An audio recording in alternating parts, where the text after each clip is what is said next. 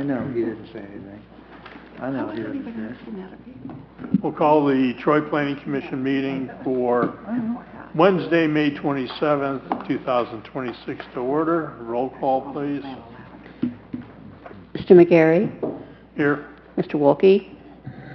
Mrs. Ehrlich? Here. Mr. Westmeyer? Here. Mr. Emmerich? Here. Mayor? Here. Mr. Titterington? Here. There's a quorum. Okay, the minutes from April 22nd have been sent out. Same. Is there any comments, revisions, additions, or deletions? Make a motion to approve minutes. Second. Have a motion and a second to approve. All in favor? Aye. Aye. Opposed? Hearing none, they are approved. First order of business is a final plat approval for the Reserves of Cliff Oaks subdivision, Section 3. Final plat approval and dedication of right-of-way. Staff have a report. Yes, sir. So the initial preliminary plan was approved by the Planning Commission on March 13th of 2024. This is the third phase of the project. It encompasses 13.62 acres of land with 32 buildable lots. These lots range from 0.208 acres to 0.399 acres. This will dedicate 1.589 acres of new public right-of-way. There is private open space that's maintained by the HOA for this subdivision. So with that, staff does recommend that Planning Commission provide a positive recommendation to City Council to accept the proposed final plat and dedication of right-of-way with the condition that a financial guarantee is approved prior to going to City Council. This is based on the compliance with the approved preliminary plan. Okay, are there any questions for staff? What's the green space? Just curious. There is a walking trail around a private pond, and then there is actually going to be a private park. You can't see it on this plat map. You can see it on the preliminary plan. It's kind of like a flag-shaped parcel that will actually have park equipment and then be all tied together with the walking trails. Gotcha. Okay, the action requested is giving a positive recommendation for approval to council. So moved. Second. We have a motion and a second. Roll call, please. Mrs. Ehrlich? Yes. Mr. Westmeyer? Yes. Mr. Emmerich? Yes. Mayor? Yes. Mr. Titterington? Yes. Mr. McGarry? Yes. Motion is approved. Next item is a historical district application, certificate of appropriateness for installation of an 8 square foot building sign at 6 East Main Street. Staff have a report. Yes, sir. This application is actually in addition to the 8 square foot building sign. They're also proposing paint and replacement doors at the property. The building is permitted to have a total of 33 square feet, which the 8 feet does obviously fit into. The sign will be white three-dimensional carved lettering in the center of the storefront. The applicant proposes painting the areas on the drawing or on the photos below the large windows and the door and window frames in the entryway black. And the doors, the applicant proposes replacing the 2 existing doors with new black frame metal doors with water glass. All 3, the sign, paint, and doors, do meet design manual requirements, so staff recommends approval. Okay, are there any questions for staff? I have a question, Mr. Chair. Go ahead, ma'am. Andrew, so are they going to have lights above that light up the name on the front of the building? Not as part of this application, no. Okay. I guess that's it. Were there any window signs, or just that sign on the... Just the one sign in the middle of the storefront. And nothing else on the windows? We probably have some incidentals like their hours, or maybe an open sign, but those are all incidental to the planning commission provisions. Okay. All right, that answered that. Thank you. Move to approve. Have a motion for approval, Second? a second. Roll call, please. Mr. Westmeyer? Yes. Mr. Emmerich? Yes. Mayor? Yes. Mr. Titterington? Yes. Mr. McGarry? Yes. Mrs. Ehrlich? Yes. Motion is approved. Okay. Next item is a historical district application, certificate of appropriateness for 19 South Cherry Street for demolition. Does staff have a report? So this is a request by the applicant, Bakehouse Bread and Cookie Co., on behalf of the owner, Allen County Leasing, for the demolition of the structure at 19 South Cherry Street. The OHI form lists this property as a two-story vernacular frame residence with some Queen Anne elements. The character-defining features include an interesting gable roofline, irregular massing, decorative trim around the windows and doors, side porches, and angled window in the front. It does also denote that there has been some alterations. There's a single-story rear wing or rear addition, and it has been covered in vinyl siding in the late 90s. We did get a historical archive or timeline from the Troy Historic Library. The earliest news that mentioned this structure was in 1916, and it was for an advertisement for a rental unit of 4 to 5 rooms. Again, there was 6 additional times in this entire timeline that referenced this property as a rental, and then some various beauty shops were present from the 70s and 80s. And our last known commercial use was Reese's Beauty Salon.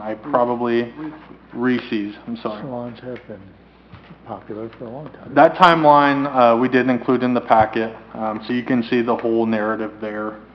We did bring in a professional engineer, Bruns Consulting, and they did identify 4 key points. And those key points included the foundation walls have shifted and are significantly leaning to the north, especially in the northwest corner. The block stone foundation walls around the entire perimeter are significantly deteriorated. The floor system on the first floor room in the northwest corner of the structure is structurally unstable. There's also some electrical issues that I won't go into the details, and some cracking of some major structural components. Based on those factors, the Bruns Consulting estimates the total repair budget to be between $180,000 and $250,000. So getting into the criteria here, the first step is the Planning Commission needs to determine the structure's historical significance. We did outline all of that criteria and staff's analysis of that in red. I won't go through each one, but I'll go through the highlights. Under 1143.22 M6C3, the original constructor of the building, or builder of the building, in 1873 was an individual named Joseph Baines. He was a merchant and very early council member. There was no other significance with this initial builder in the 1870s that we could find. So there is no identification with the person or person who significantly contributed to the development of the city. Additionally, there's no, under 4, there's no identification of a work of a master builder, designer, or architect with any influence. So again, Joseph Baines was a merchant and council member. Under 5, value as a building that is recognized for the quality of its architecture and that it retains sufficient elements showing such architectural significance. In staff's opinion, there's really minimal value of the quality of this architecture. The OHI form references the 2-story vernacular frame residence with some Queen Anne elements. We did pull a lot of documentation from from some other sources like the Pennsylvania Commonwealth and the Historic New England. They're one of the largest nonprofits for historic preservation. And we cross-referenced what the common Queen Anne style elements are, and the only element that this building has is irregular massing. Outside of that, there's no decorative material. It's covered in vinyl siding. The decorative trim around the windows are very substandard and deteriorating. So in our opinion, based on these criteria with some others that I wrote in the report, it does comply, or the application meets, and the structure is insignificant based on staff's interpretation. So when we're using this criteria, we're basically saying the structure is insignificant, and we're specifically requesting the Planning Commission to waive the remaining of the demolition criteria found in 1143.22N, and we do recommend that the Planning Commission approve the demolition. I know that there are some questions on a reuse plan. The reuse plan would be green space in this case. As a part of that request for the Planning Commission to waive some of the other standards under Section N, that is one of them, is that we are not asking for a full-blown reuse plan at this time. That would be handled administratively through the demolition zoning permit. And with that, staff does recommend approval based on the insignificance outlined in the section 1143.22M6. Okay, thank you for the report. Is there, what other standards of significance are there that we'd be waiving besides the reuse plan? Yeah, we're not asking you to waive the standards of significance. We would be asking you to waive some of the demolition criteria, which is that it's listed for a certain amount of time. I don't have all that in front of me. Okay. But it's really More procedural. more procedural, yeah. Okay. Mr. Chair, Yes, ma'am. while it doesn't qualify it as historical, I think it should be noted that in the hearts of certain Trojan women of a certain age, Reese's holds a place in their hearts as the beauty shop. And they'll probably mourn the passing. Thank you. Any other comments? Mr. Chair. Yes, sir. So first of all, thank you, Austin. That was perhaps one of your most thorough research products that I've seen. I am grateful. Is that a compliment? It is. I am only grateful that you didn't start in 1873 and work your way year by year forward.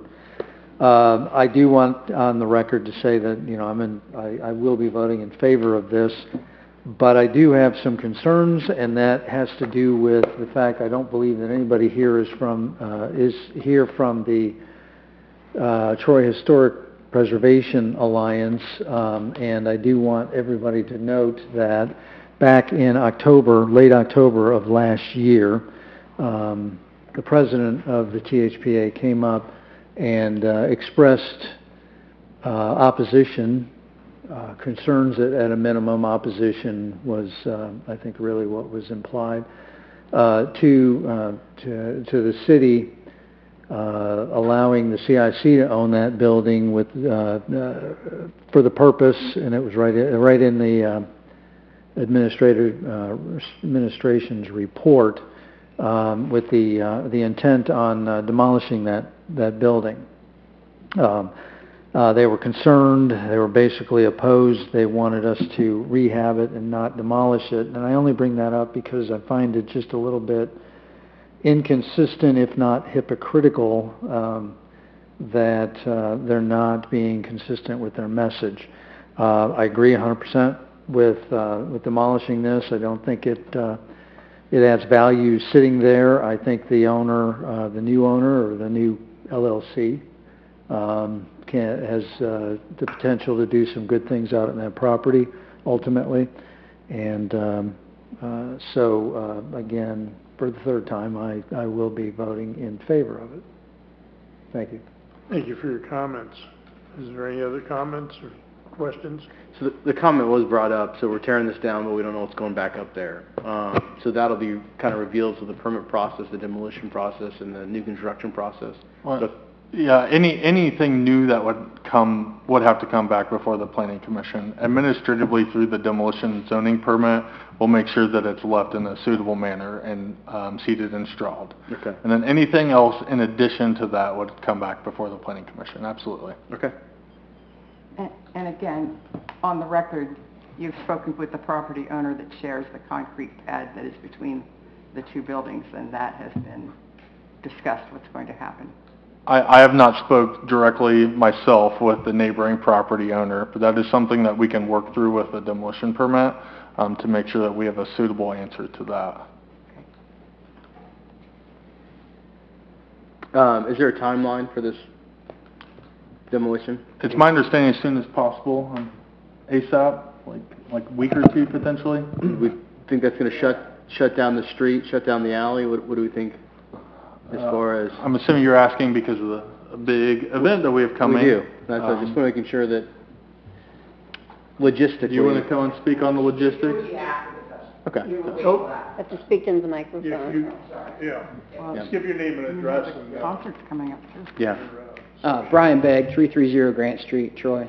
Yeah, so as soon as possible, it does take into account the Strawberry Festival. We would not start any demolition until after that. Yeah. Okay. And the concerts that are going to be on Cherry Street? It would be before then? There are no concerts on Cherry Street. Okay, Those will be on Short Street okay, I thought I read that. after July 4th. This demolition is The, likely a 2 to 3 day demolition. Okay. We don't anticipate Thank big you. impact. Okay. Thank I you. should have Maybe I cleared- should have You led could, with that. Blade cutters demos everywhere, so. That would be at the end. 3 days answers anything I need. Yeah. It should be fairly simple. Anything else? I'll make a motion to approve. Second, and motion, is there a second? Thank you. I second. Sandy, seconded. Got it. Thank Roll you. call, please. Mr. Emmerich? Yes. Mayor? Yes. Mr. Titterington? Yes. Mr. McGarry? Yes. Mrs. Ehrlich? Yes. Mr. Westmeyer? Yes. Motion is approved. Okay. Is there any other business? No, sir, thank you. Thank you. Motion for adjournment. I'll make that motion. I'll second. Motion and second for adjournment. All in favor? Aye. Aye. Opposed? We are adjourned.